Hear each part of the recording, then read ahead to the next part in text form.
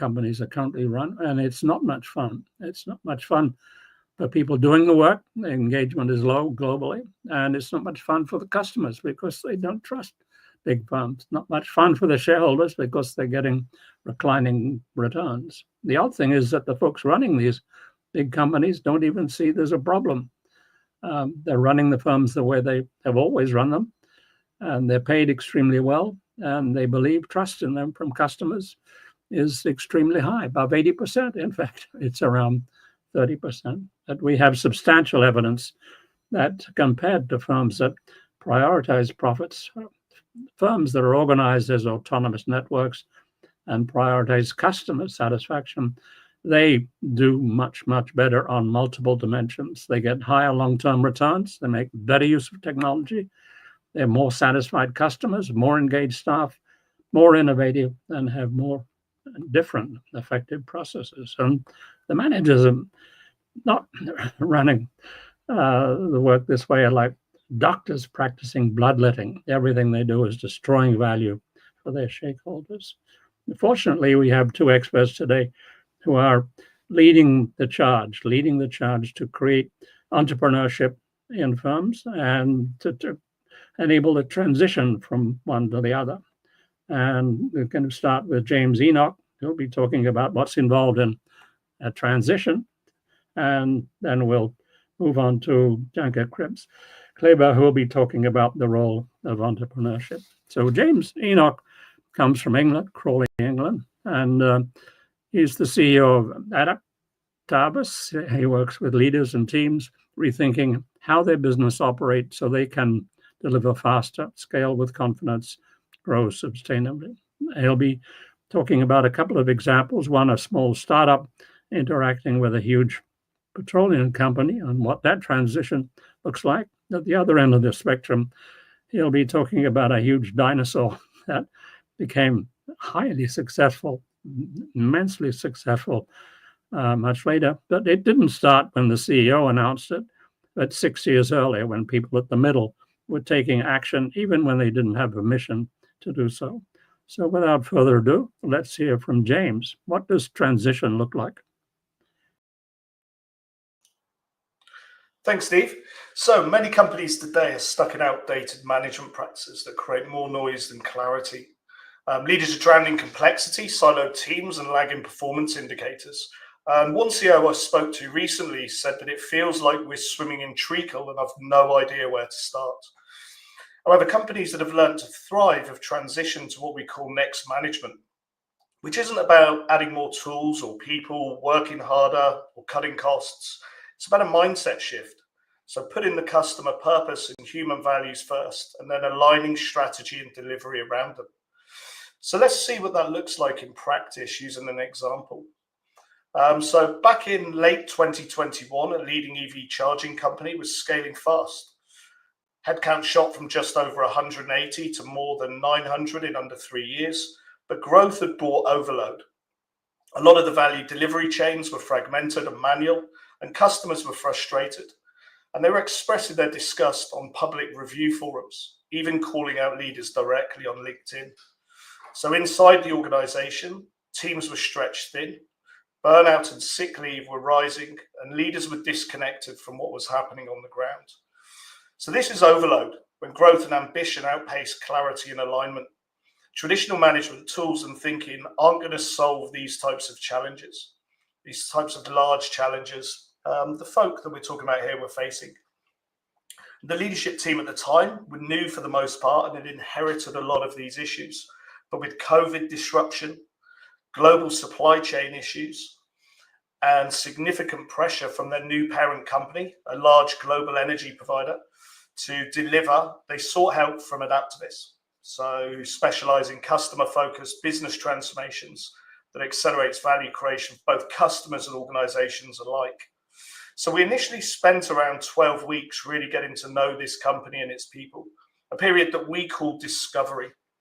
And during this phase of engagement, we get to know their people, understand their purpose, their strategy, their operating model, their culture, and just how good they are at executing their strategy. So it allows us to meet the client where they are rather than installing frameworks that may not even work in their environment now or ever. So that would be an example of applying a traditional mindset to the problem, installing a new process over an already existing culture and expecting different results. So to continue the story, we subsequently worked alongside this company, partnering with them for around 18 months, guiding, coaching, and helping them build internal capability to deliver customer value more effectively, using modern management thinking and a customer-centric operating model. So to cut the story short, the breakthrough came with the introduction of the Fit for Purpose framework, which asks three simple but powerful questions. Why do customers really choose us? What do they value most? And how do we know if we're fit for purpose, their purposes? So this was a mindset shift using customer purpose as the anchor for strategy, delivery, and culture.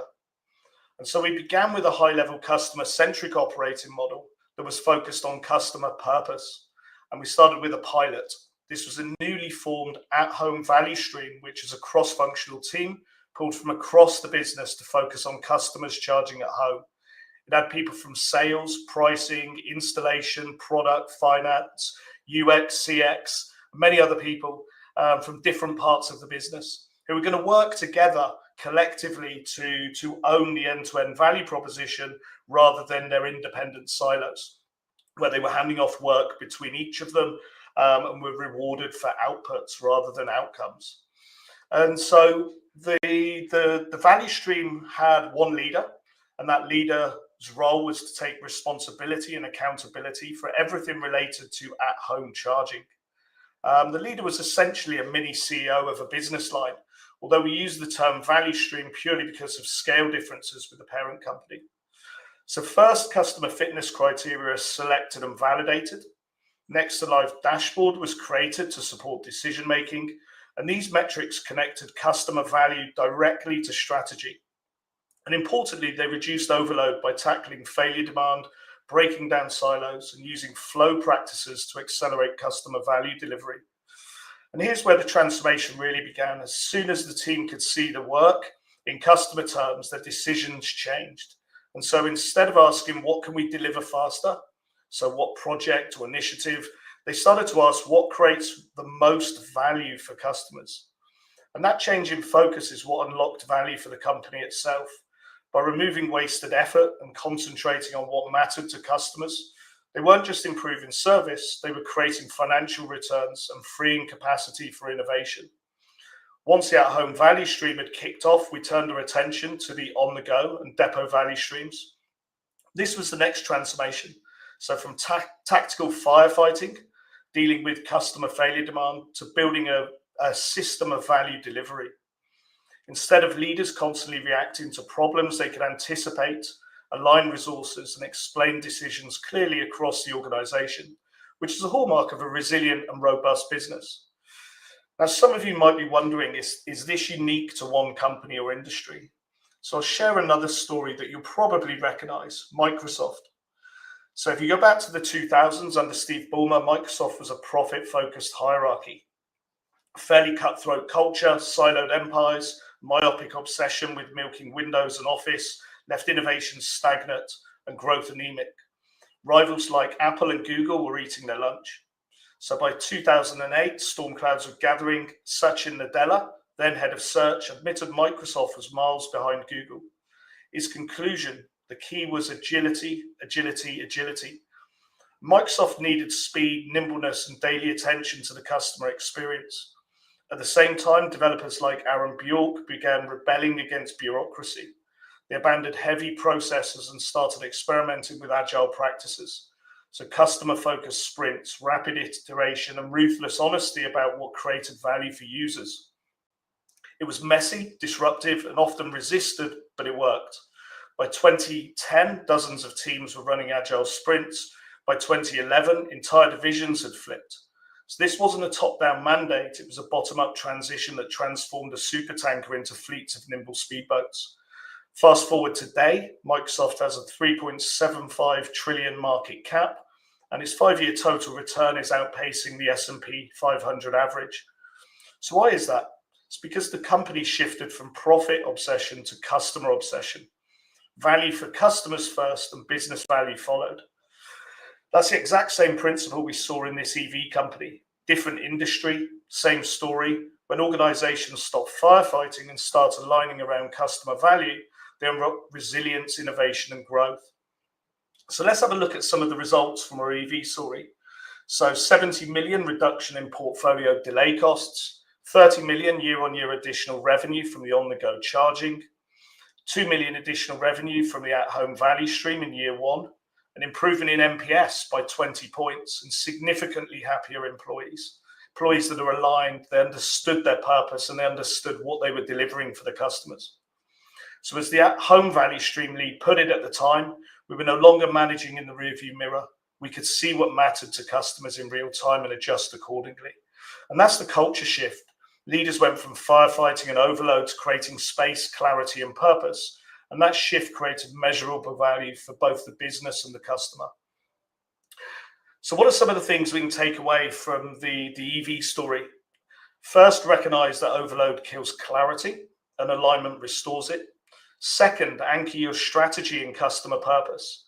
And third, use customer-focused metrics to stress the system in the right ways and for alignment and improvement, not control. So next, management isn't about tools. It's about mindset.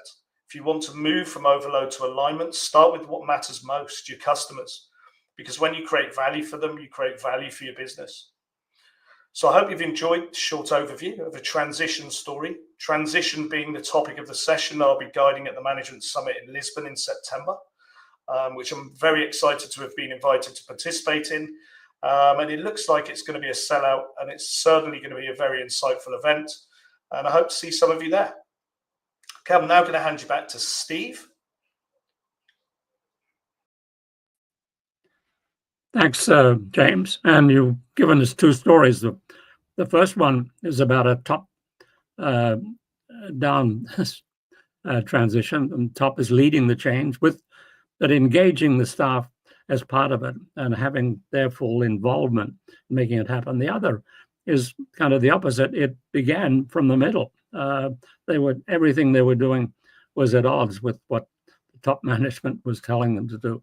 And so if you're in an organization that is not on this track right now, don't give up. You may be able to start a movement within your organization. And if you have questions about how to do that, put them in the chat, and we'll be happy to answer them. And of course, if you can make it to Lisbon, then we'll be able to have a lot of direct interaction with James and others about how to make these exciting things happen in the organization.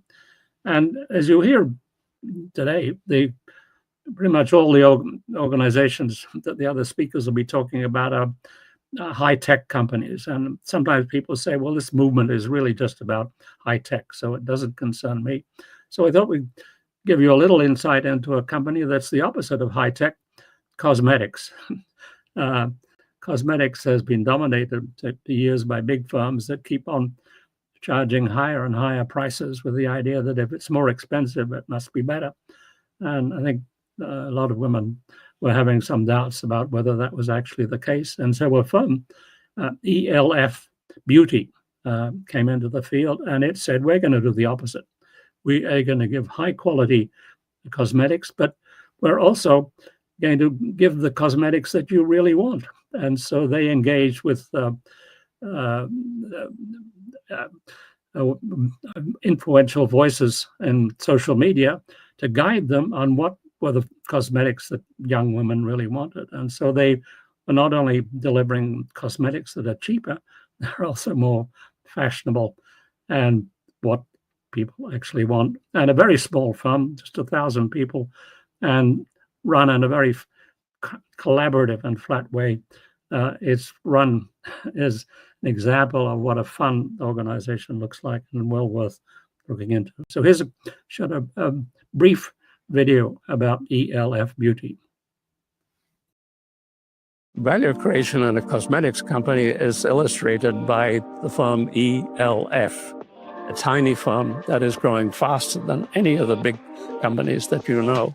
And it does that because the customers are part of the firm. The customers are interacting on a daily basis with the firm, with the managers, with the staff, and they become the dominant force in deciding what the firm focuses on to create value, real value for the customers. And they make a ton of money. They're growing faster than any of the most famous firms. And it's a tiny firm, less than 1,000 people.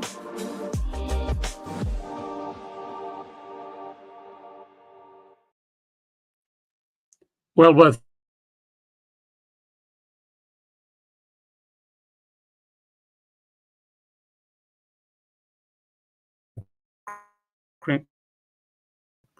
Krings-Klebe, who was in this area, trailblazer in organizational development and business ecosystem strategy. I recommend strongly her book, The Anti-Fragile Organization, From Hierarchies to Ecosystem, groundbreaking work that examines how firms can transition this new way of operating. And she'll be talking about entrepreneurship, how firms can become more entrepreneurial. Janka?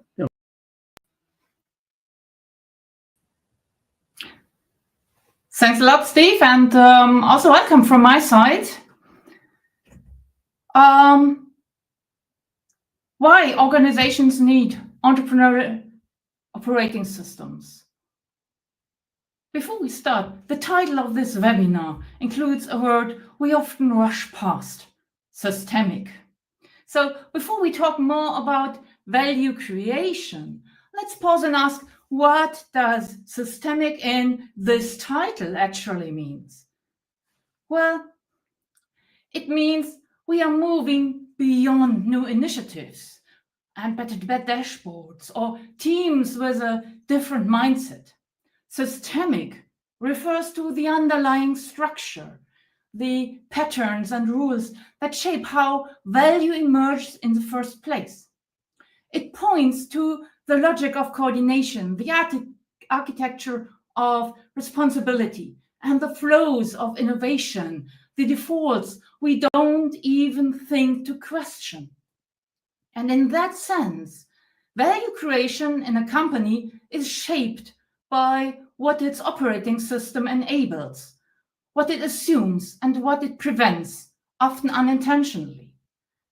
Most organizations today are still running on an operating system built for a very different environment. And these systems were designed to scale known products through repeatable processes. They were built for stability, not for continuous adaptation. They were optimized for efficiency, not for learning in real time. And they were structured for control, not for reconfiguration. And that misalignment is no longer subtle. It is beginning to show up everywhere. Imagine trying to run today's apps on a smartphone with an operating system that is no longer supported. At first, things just feel slow. Then apps stop updating. Security weakens. New features won't even run. Eventually, the system becomes useless in an environment that has changed beyond the phone's ability to keep up. And that's exactly where many organizations now find themselves. Their core system, how decisions are made, how teams coordinate, how work flows, that was built for a different era. And just like an outdated OS, no amount of new tools or interfaces can compensate for the structural limitations. You can't run tomorrow's business on yesterday's operating system because today's pace, volume, and unpredictability overwhelm that capacity. These old organizations are trying to deliver value in an environment that moves faster than their coordination ability allows. They ask teams to be entrepreneurial, while keeping them confined to structures designed for predictability and control. These organizations were never meant to scale entrepreneurial energy. Today, entrepreneurial energy needs to be directed to create value for customers, not just extract value from them for the sake of profitability. Advancing this kind of entrepreneurship becomes a central challenge. Creating value is what keeps organizations in the game. But if it requires a completely different mindset than before, because customer needs now can change very fast.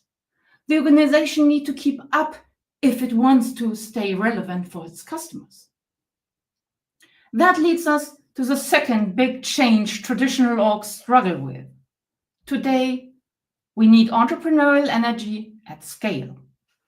Without it, organizations cannot keep pace with the speed and complexity of their environment and new customer needs. The operating system of the organization must give that energy a home and offer a landscape where new signals can quickly be turned into value. A good operating system turns opportunity into momentum. The German auto industry illustrates what happens when this structural shift is not made. Its dominant architecture was designed for long planning cycles, the standardized operations, and tightly managed interfaces between units. These mechanisms rewarded internal consistency and efficiency in environments that changed slowly. But those same mechanisms now prevent adaptation. When response time exceeds problem time, strategy becomes irrelevant, regardless of how sophisticated it may be on paper. So to illustrate how this systemic problem plays out in real operations, in daily corporate life, let me give you a very tangible example from my work. I once coached a team building an MVP. They needed one RFID scanner, but the procurement process was optimized for mass production. Need 1,000 scanners? No problem. Need one, but within a week? Impossible. The system was optimized for efficiency at scale, not for new ideas and experimentation. And in the end, the team circumvented the process entirely.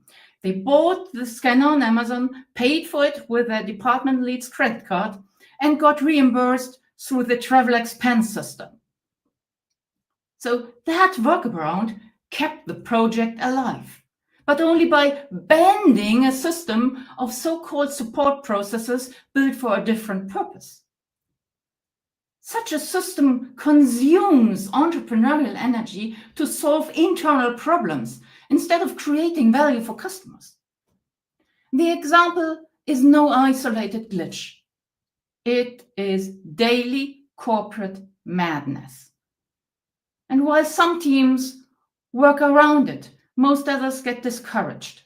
So this system kills potential breakthroughs early and thoroughly.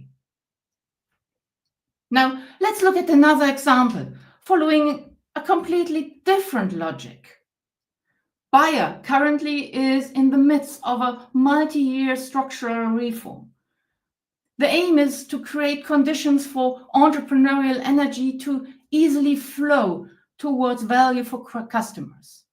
Bayer calls it dynamic shared ownership. The company no longer relies on annual planning cycles and top-down control. Instead, decision-making is pushed to the edges, where autonomous teams commit to outcomes and adjust direction every 90 days. Roughly 40% of the management positions were eliminated, resulting in 95% of decisions now being made by affected teams. Resources are no longer fixed. The company replaced their annual budget ritual with rolling quarterly reviews. This allows teams to reallocate money and talent as priorities evolve. These teams work close to customers and products, like small entrepreneurial businesses inside a larger enterprise ecosystem. Coherence is not enforced through hierarchy. It is built through shared goals, transparent context, and lightweight coordination mechanisms that keep the whole system aligned without slowing it down. Instead of making everyone move the same way, Bayer is creating conditions where many teams can move differently and still stay aligned. The company is breaking free from the uniformity and systemic rigidity we saw in the earlier examples. This transformation is still in progress, but it offers a signal of what becomes possible when default logic of control is replaced by one of distributed responsibility and adaptive support. An impressive example is their consumer health team in Southeast Asia, which cut internal processes cycle times by 60% within 2 months. To see what it can look like when we push this to its full potential, we should look at Alibaba's Singles Day, the world's largest shopping event. Every year, in just 24 hours, Alibaba processes tens of billions of dollars in sales. But the real story is not the volume. It's the way it happens. Behind the scenes, thousands of independent teams from logistics, payments, product design to customer service are making live adjustments in real time. They are responding to signals from the market as they happen, coordinating through shared data and platforms for instant cooperation. Singles Day has become one of the world's most dynamic launchpad for new products. In the weeks leading up to the event, brands use Alibaba systems to design and test items specifically for that day. During the event itself, those products can be rolled out and scaled in hours. Over 1 million new products have been introduced in this way, many of them from companies participating for the first time. No pyramid structure could orchestrate that complexity, and no alignment through control could respond that fast. It's coherence through shared intent and live information. It works because every team knows what matters, sees the same context, and has autonomy to act on it. And that is what a living entrepreneurial operating system looks like. One that senses, responds, launches, and learns at the speed of its environment.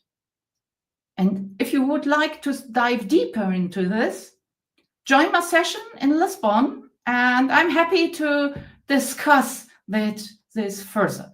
Thanks a lot, and back to Steve.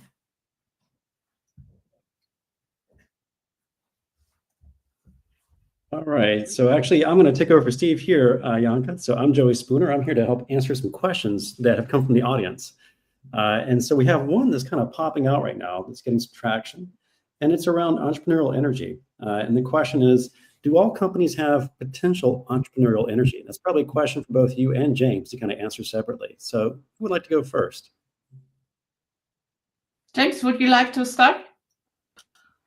Okay, yeah, I think you do actually. I think a lot of the entrepreneurial energy in most organizations is stifled, generally by a mindset and deterministic thinking. I think there's lots of people within the organization that really know what's the right thing to do for customers and how to go about doing it, but they don't have the permission to do it. There certainly isn't alignment around customer purpose in a lot of these organizations to allow that sort of entrepreneurial energy to grow. Great. Janka, what are your thoughts on this? My thoughts on that is, of course, we have entrepreneurial energy in all companies, in theory. But in practice, as James said, we stifle it, we hide it, because people adapt to the system they are working in, to the culture they are working in. And if you want to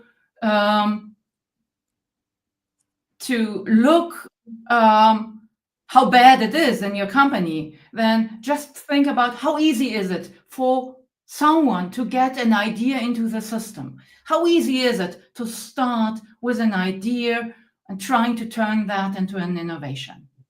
Mm-hmm. Is it as easy as a one-click buy on Amazon?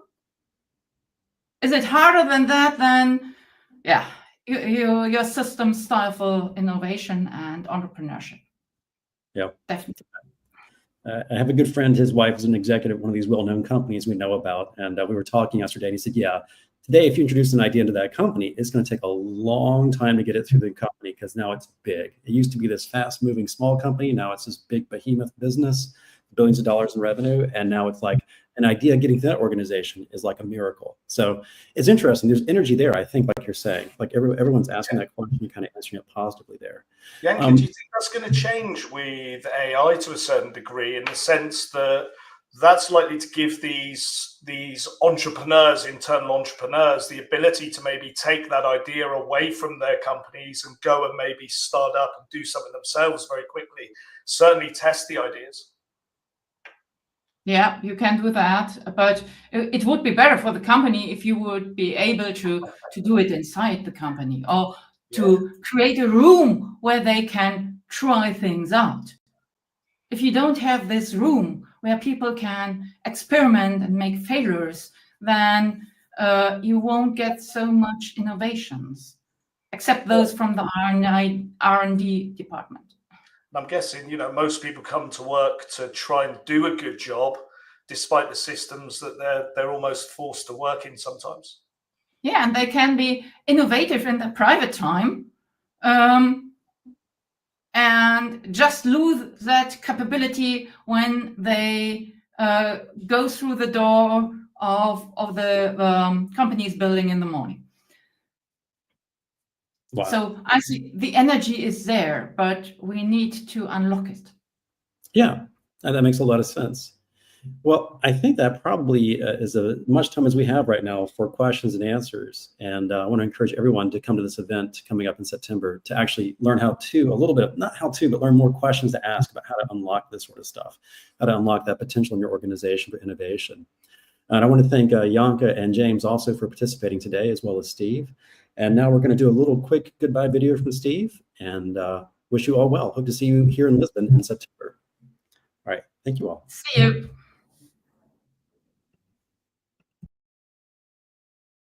Are you interested in change? Are you interested in making your organization more productive?